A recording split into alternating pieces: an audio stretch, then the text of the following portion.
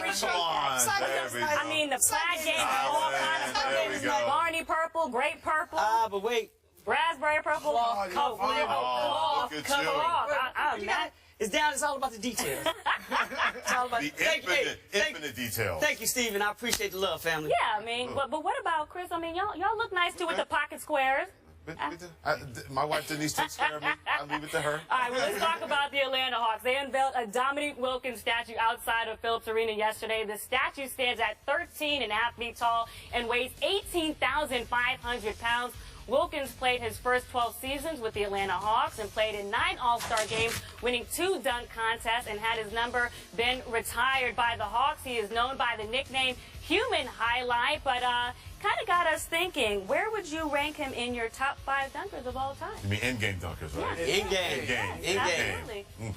Want me to start? Yeah, go. I got Chris and I have done this before. I'm going to go from 5 to 1. I'm going to save the best for last. Okay, gotcha. That's a good one. Yeah, Vince Carter, number 5. Ooh, what? Vince Little Carter. low, brother. I already have to turn my back to you since you're doing my Tar Heel like the 4 above them, I know who they gonna the be. 4 above them. Wait. I thought the most absurd thing was said on this show was my thing about owners. Judging owners. You just took This that. is not more absurd than that. What you said about the owners, that retired the award. I think you just took it. And the brother finished. You just say, And the brother finished. Vince Five. Carter, number 5. Sean Kemp at number 4. Yes. Dominique at number 3. MJ at number 2. Dr. J at number 1. Wow, Chris, how do you feel about Y'all that? share that. I don't feel good Y'all about share that. Y'all share that. Look, Y'all they're share all that. great dunkers. Vince at number 5. Look, my list, I'm going bottom to top as well. Please. Number 5, Blake Griffin. Let's give him that prop. Let's give him his prop. People, just because he's doing it now, we adults now, we see it. If we were little kids watching Blake Griffin do his stuff, then we'd be raving. Yeah, okay. Blake Griffin, number 5. Good call. Michael Jordan, number 4. Dominique Wilkins, number 3. Dr. J, Julius Irving, number 2. You put Vince and over Dr. Vince J on. Carter, number 1. Have Have you seen some of his dunks? Have you seen some of Dr. J's dunks on people? That's why he's number 2. That's why sacrilege is taking him over Dr. J. Vince Carter did outlandish stuff. Right. So did Dr. J. Dr. He J. did. He did outlandish stuff. More than Vince Carter. 360s in games, and I mean, come on. Go ahead, Scoop. No, I'm going to back you up. But I'm not going to have this last on the list. Last on my list. I'm going top to bottom. Okay. Okay. Dr. J and the ABA. The ABA Dr. J. Not the Julius Irving that got to the NBA. No, the ABA Dr. J is number 1. The stuff he did when he was in, that's unquestionable. Absolutely. After that, I got to go with Dominique. Dom did some stuff in game situations. They were against nobody. And nobody saw the game because nobody was going to the Omni to watch the games at the time. So a lot of the stuff was missed. But I got Neek at number 2 strictly because of the physical force that he dunked with. Neek was ridiculous. Absolutely. I got MJ. Now, this is where the thing. I got MJ at number 3 only because he dunked in games when it mattered. Games that mattered, like playoff games, against the Knicks, against people that were trying to kill him. The only reason I have him above Vince is nobody's tried to hurt Vince when he dunked on people. Michael Jordan, they were trying to take him down. It was a different era. Yeah, it was a different era. And for you to hurt him all the time. And when you be able to pull off dunks like that against those people, absolutely. You know what I'm saying? Jumping over Fred Weiss is easy. Dunking on Patrick Ewing like that. I wouldn't say easy. But He was a willing victim, and he moved away. But when you're trying to get past Charles Oakley and Patrick Ewing and dunking on a lot of MJ dunked on Tree Rollins. Do you need a chalk outline for Tree Rollins? They needed for Frederick Weiss. Alonzo Mourning to Kimbe Mutombo. It wasn't like he was dunking. I didn't say that, but Fred Weiss, he the needed a battles chalk in those outline. conference finals and Dusty, he had big dunks on big people. And then there's Vince. And then my 5th one, Daryl Dawkins. Look at you, chocolate. He broke backboards. Dude, he did that. We talk about the stuff Vince, that Blake Griffin doing. I feel bad that I forgot him off the list, but I don't feel bad. I You think have Daryl. Blake 5? No, Daryl Dawkins is my 5. Yeah, but because think about it, the stuff Daryl Dawkins was doing, we still have not seen. We don't think we will ever see. Chocolate. Ever see? He was like you said. He was taking out backboards. Like, well, he's the reason they made the breakaway rule. Right. yeah. And by the way, it should not have taken this long for Dominique Wilkins to get a statue outside that arena. Well, you know what, to be honest, he never should have been in another, right, he never should have been in another uniform. Right, but, we never should have seen Dominique Wilkins in another uniform. But even so, it should not have taken 2015 for Dominique Wilkins to have a statue outside the arena where the Hawks play. That should have happened long before. Look how long it took Bill Russell, though. Well, clearly, I agree with Chris Broussard as a former alum. I can't even put my hands up in my dress, but let's put it over here with the fingertips.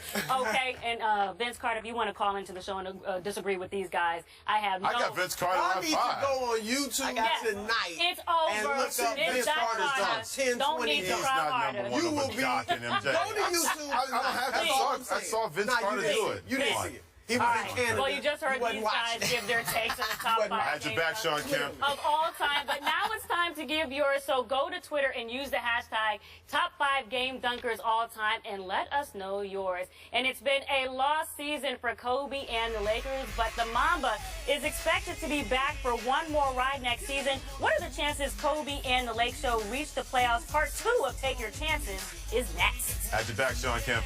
Don't listen to them. Don't listen to them.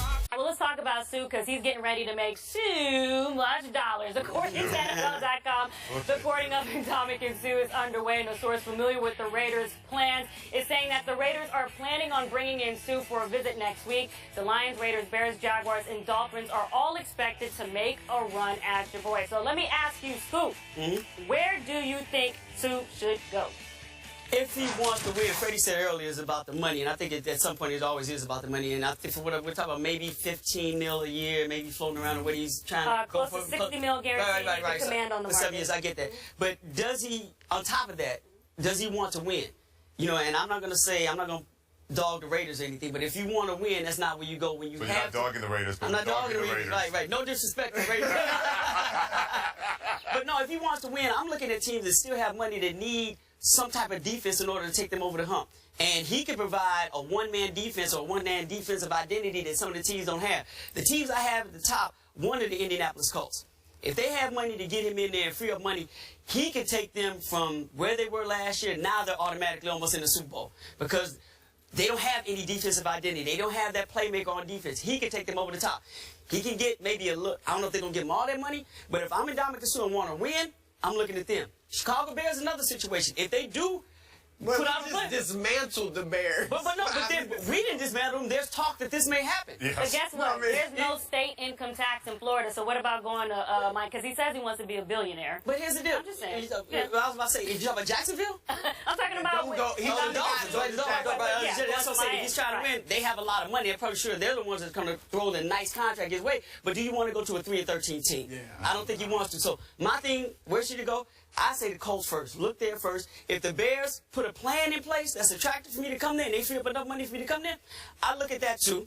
I would, because here's the thing. If he goes to Chicago and he's been there, he becomes an icon. He goes in that list of the Brian Urlachers, the Michael Singaterys, the Dick Buckuses. He's the next man in line. He will be like centers are in the Los Angeles Lakers. And that's big to you. If you're in Chicago and you become the face of that team for the next 7 years, that's big. Well, what about staying in Detroit? And then he could. That was the option. Yeah. He could stay in Detroit, which I would do also. And then my fourth pick would be your place, Miami. Miami. I look at Miami. I really look at Miami. They're 8-8, and I could be the one that could take. Once again, now all of a sudden we're in a conversation. Yeah, for sure. We're in the playoff hunts, and over a couple of years, we're going to be in that conversation. Well, and also I think he can add to that defense because I think they're ranked 12th in total defense. They're much better against the run, a lot worse against the pass, but he can still add to that defense in Miami. He takes them from 8-8 to 11-5, I think. And that now for me, if you want to win, it's not just about the money. If you want to win, 11-5, my first year there. What can we do the next couple of years while I'm there? We're in a conversation. So I like Miami. Miami's clearly not a bad option. Right. I'm with you. Indianapolis. Oh, man. Yeah. I think, because we know they're offensively, they're fine. They're good. With him there defensively, they'd be a powerhouse. I'm going to throw out Buffalo. You know? With Kyle Williams, Rex Ryan? Yeah. And Shady. Yeah, And Shady because the defense, but Shady's there. So, so now you got a chance, I think he'd get along great with Rex Ryan. I think that could be a place. And I'm not going to everybody's down in the Raiders. At some point, they're going to turn it around. Detroit was a mess when they drafted Ndamukong Suh. But that's Matthew Stafford and Calvin Johnson. True, but Derek Carr's looking, got potential. If you can go out and get a Brandon Marshall or some way to strengthen that offense, if Ndamukong Suh goes there, and he has said through his agent, he said, my agent's determining where I go. So that's money. Right. I'm about the money. Exactly. If you go to Oakland, you turn that defense around. I'm not saying by himself they all of a sudden become one of the best in the league, but he would start the process of them becoming a very formidable defense. I believe. We know he fits the image. It's been a while, but that's still the Raiders' image. Well, definitely. Go ahead. Real quick, I think it's the Dolphins. I think he's staying in Detroit. But the Dolphins' pass defense last year, 6th in the National Football League. The run defense was 24th. You don't think he would help both with Olivier Vernon and Cameron Wake on that defensive line? He'll make everybody better. I think he signs in Detroit, but that's the one team to me that jumps out. No state income tax in Florida. They're looking to turn it around, too. Miami, 8-8 the last couple of years, and they had a chance to get into the playoffs. That guy could be worth at least 2 wins to that team. I like your idea, though, about going to Buffalo, especially when you see how they did against Green Bay when Aaron Rodgers came. Oh, absolutely. But you just got to figure out the quarterback situation with E.J. Manuel and figure out the offensive side. You actually sold me on the Raiders. I was Freddie and I was like, that's the last place. But I still think it's the last place he should go. That made a professional organization. Because you like the color where he said he fits the image. No, I think it makes sense. You make sense. Reggie McKenzie needs to do that to save his job. Yes, he does. I feel you. All right, well, good discussion. We'll wrap it up there. And